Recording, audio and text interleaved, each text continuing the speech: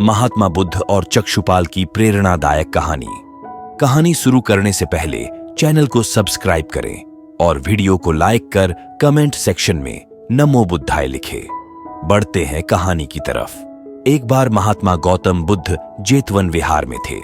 तब भिक्षु चक्षुपाल उनसे मिलने के लिए आए हुए थे। चक्षुपाल के आने की खबर सुनते ही उनके दिनचर्या, व्यवहार और गुण आदि की चर्चाएं शुरू हो गई। भिक्षु चक्षुपाल नेत्रहीन थे। जब भिक्षु चक्षुपाल जेतवन विहार आए तो एक दिन बुद्ध के कुछ भिक्षुओं ने कुछ मरे हुए कीड़ों को चक्षुपाल की कुटी के बाहर पाया। इसके बाद उन्होंने चक्षुपाल की निंदा करनी शुरू कर दी। भिक्षु कहने लगे ही उसने इन जीवित प्राणियों की हत्या की है। तब भगवान बुद्ध ने निंदा करने वाले सभी भिक्षुओं को बुलाया। बुद्ध ने पूछा कि क्या तुम लोगों ने भिक्षु चक्षुपाल को इन कीड़ों को मारते हुए देखा है? भिक्षुओं ने नहीं में उत्तर दिया।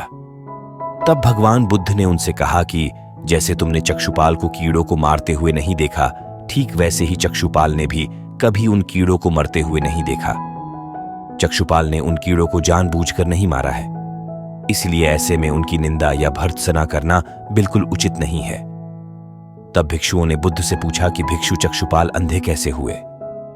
क्या उन्होंने इस जन्म में या फिर पिछले जन्म में कोई पाप किए थे? बुद्ध ने भिक्षुकों को चक्षुपाल के बारे में बताते हुए कहा कि वो पूर्व जन्म में एक चिकित्सक थे। एक नेत्रहीन स्त्री सभी जगह चिकित्सा करवाकर हार चुकी थी। कोई उसकी आंखों को ठीक नहीं कर सका। तब उसने चक्षुपाल से अपने नेत्रों की चिकित्सा कराई और उसने चक्षुपाल को यह वचन दिया था कि यदि वो उसकी आंखों की रोशनी लौटा देंगे तो वो और उसका पूरा परिवार भिक्षु चक्षुपाल के दास बन जाएंगे।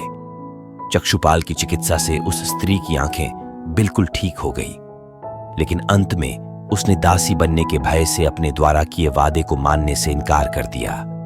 चक्षुपाल जो कि चिकित्सक थे, उन्हें तो यह पता था कि उस स्त्री की आंखें ठीक हो गई हैं और वह झूठ बोल रही है, लेकिन उसे सबक सिखाने के लिए और बदला लेने के लिए चक्षुपाल ने जानबूझकर उसे ऐसी दवा दे दी जिससे कि उस दवा से वह महिला फिर से अंधी हो गई।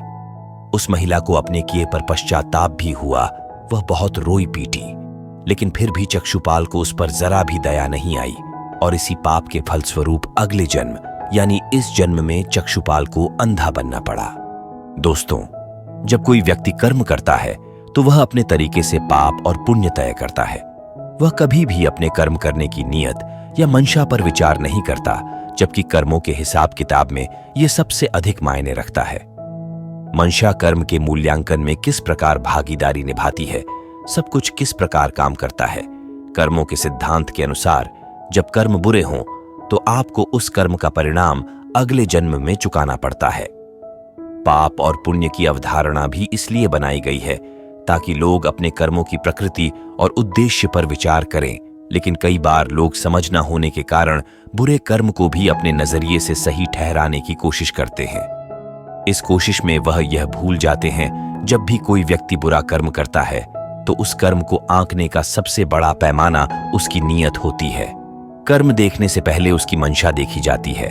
मंशा से आपके कर्म का मूल्यांकन होता है।